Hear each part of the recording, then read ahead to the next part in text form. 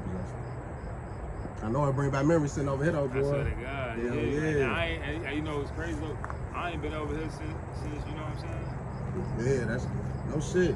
I swear to God, I ain't been over here since he got killed. I never came over here. Dang. I rode past like down that way. I swear to God, I probably since the day he died, I probably rode down this block twice.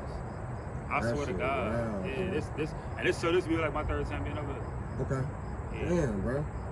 That's why I say, man. I know your man probably like, damn, shit, sitting in that same spot. You feel me? Yeah. That's why I really wanted to sit down. Like, shit, I think that shit'll be even doper. Hell yeah, bro. You was right. Shit, that shit looking good. Yeah. Shit, man, we can start rolling, brother. Shit, appreciate you coming out. Appreciate you showing love, bro. Always, you already man. Know, shit, yeah. Years and years of just support, man. Appreciate that, bro. Appreciate that. But shit, you can talk to the cameraman. Let him know who you is, man. I know who you is, man. Eastside veteran. Riko to me, you know what I'm saying? So just let me know who you is, bro. Hey, Riko. A lot of people call me Reek, you know what I'm saying? Just shit. That's really it. Reek, man. You call me Riko, whatever. For sure.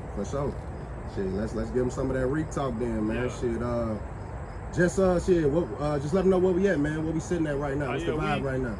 We over here on the quarter. We over here off 25th of Connecticut, you know what I'm saying? It's the house that you know, my family used to live in and shit, you know what I'm saying, back in the day or whatever. So yeah, that's where we at right now. I feel like this interview would have been perfect right here. You know what I'm saying? Damn near where, like, I ain't gonna say where it started out on the east side for me, but you know what I'm saying, where a lot of memories come from though. For sure. So even growing up out here, man, starting out on the east side, just anything, growing up in the G period, what was your childhood like, and would you change anything in your childhood growing up? I love Gary though, shit, especially like back in the day. Like, it's changed now, but like back in the day, shit, Gary still is that. It's just, you know what I'm saying, some messed up people and messed up ways, but I wouldn't change nothing, because I think it's the person, it made me who I am today. I wouldn't change nothing, because, you know, I am how I am.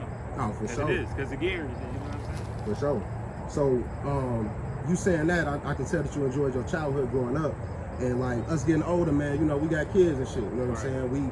We trying to raise these kids, and growing up in this environment, it taught us a lot, man. Just street smarts and shit. Some shit about to pop off, you know how to get the fuck up out of there, you know what I'm saying? So how you feel about raising your kids in a different environment than this, you know, being on the quarter or being on the east side or being in Gary? Do you feel like it's beneficial, or do you feel like they need the street smarts? How you gonna teach them that? I feel like it's beneficial not to, like, if you grew up struggling, of course you're not gonna want your kids to grow up struggling, but at the same time, you still want to be hard on them to a certain extent. You still want to let them know that you got to work for what you want. You know what I'm saying? And ain't nothing gonna never be given to you, especially coming from Gary. So no one's gonna ever give you nothing. You got to go get it. You know what I'm saying? Work hard for it. You know what I'm saying? Bust your ass for it and go get it. And you'll appreciate it more once you work hard for it, rather than somebody just coming up giving it to you. You know what I'm saying? Exactly.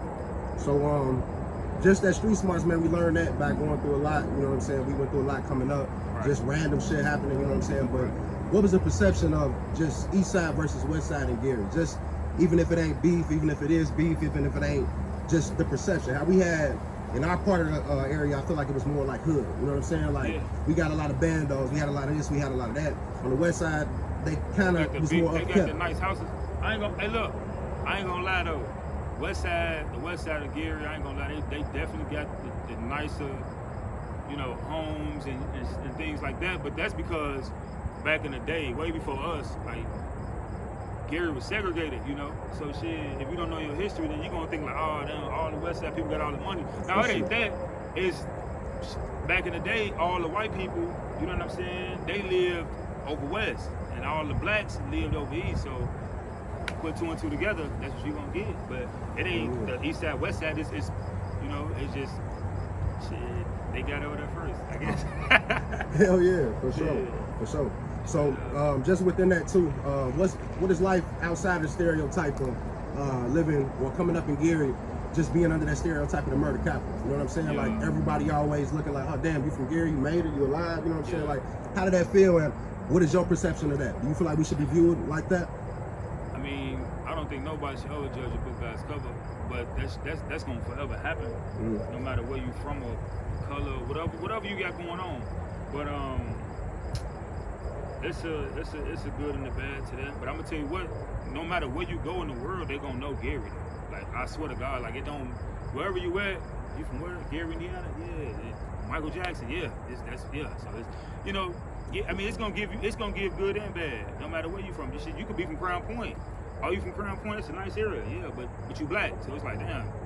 They're gonna think that you a thug or whatever the case may be. So exactly. A person's persona or how they look at you, that you can't help how a person judge you. You can only just prove it and show them different. For sure.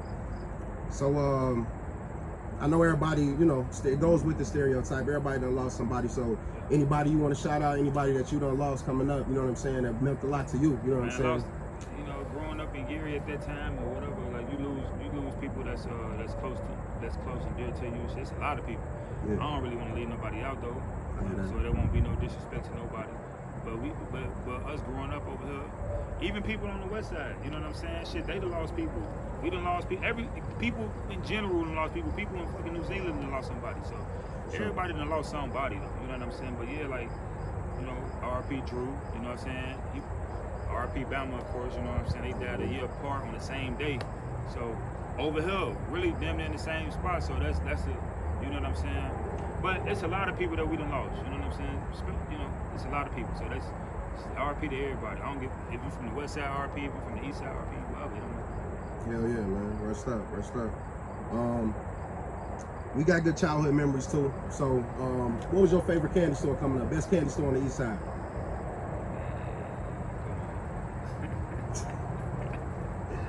Everybody know, man. Like everybody was going to Charlie's, man. What are you talking about? Everybody sliding that way, no matter where you from. Hey, you could be from the park. Shit, motherfucker gonna come down, try to get you a ride, go get some of that. So yeah, man, definitely that. That's a fact. Hell yeah, bro. So we all done spent time in the Jets, man, coming up.